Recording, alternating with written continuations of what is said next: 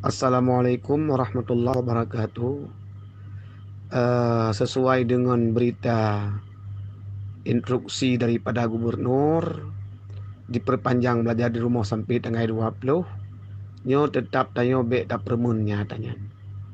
Ya, karena kalau hubungi pada 4, ya kamu pimpinan daya, berarti di antaranya lagi daya Pasi, Duk Nibung, Samalanga dan lain-lain daya yang sederajat dengan tayo.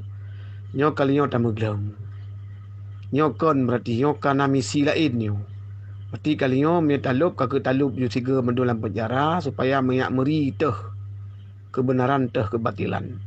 Sebab orang yang tak kalen lagi water boom, water park, kemudian mall, kemudian pesawat, kemudian transportasi umum.